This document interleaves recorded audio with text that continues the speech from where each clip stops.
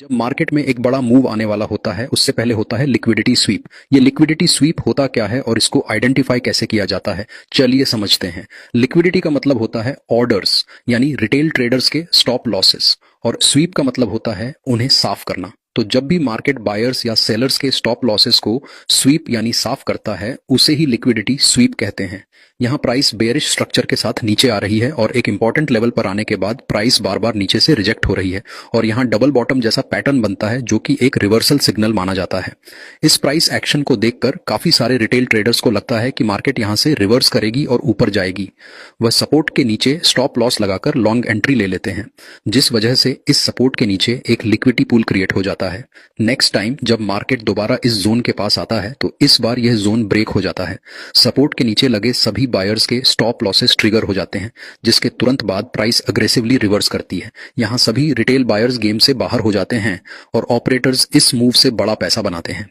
तो अगर आपको इस तरह के ट्रैप से बचना है और ऑपरेटर्स के साथ पैसा बनाना है तो अगली बार जब भी ब्रेकआउट दिखे तुरंत एंट्री लेने के बजाय ब्रेकआउट कैंडल की क्लोजिंग का वेट करो। अगर कैंडल में बड़ी लोअर वीक बनती है और अगली कैंडल सपोर्ट के ऊपर क्लोज करती है तो ये लिक्विडिटी स्वीप का सिग्नल होता है। यहाँ आपको इस कैंडल वीक के नीचे का हिस्सा लगा के लॉन्ग ट्रेड में एंटर करना है। ऐसे और एडवांस चलो 3 सेकंड में बताओ, यहाँ बाय करोगे या सेल? चलो साथ में एनालाइज करते हैं। मार्केट रॉकेट के जैसे ऊपर जाता है, रेजिस्टेंस लेकर नीचे गिरता है। इस गैप को फील करने के बाद कल के हाई का सपोर्ट लेकर प्राइस ऊपर जाने लगता है। अब इतनी बड़ी ग्रीन कैंडल देखकर 90% ट्रेडर्स ने बाय किया होगा, जो स्मार्ट मनी को बिल्कुल भी पसंद नहीं आता और वे मार्केट को तेजी से नीचे धकेलते हैं, जिससे 90% ट्रेडर्स मार्केट से बाहर निकल जाते हैं। अब स्मार्ट मनी रिटेल सेलर्स की लिक्विडिटी लेने के लिए 2 बड़ी रेड कैंडल से कल की क्लोजिंग का ब्रेकडाउन करते हैं। अब जैसे ही रिटेलर्स ने इस कैंडल में रैंडमली सेल किया होगा, वैसे ही स्मार्ट मनी इस कैंडल को रिवर्स करके एक परफेक्ट हैमर कैंडलस्टिक पैटर्न बनाते हैं और ऊपर सेलर्स की लिक्विडिटी भी अवेलेबल है, तो हम बाय करेंगे और हमें टारगेट मिल गया है। 15-minute time frame. Break of structure. Liquidity. Liquidity sweep. Point of interest. Sell side liquidity.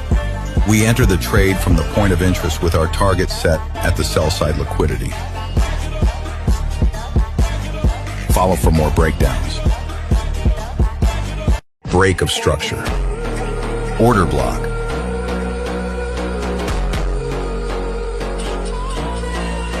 Sell side liquidity. Point of interest. Buy side liquidity. We enter the trade from the point of interest with our target set at the buy side liquidity.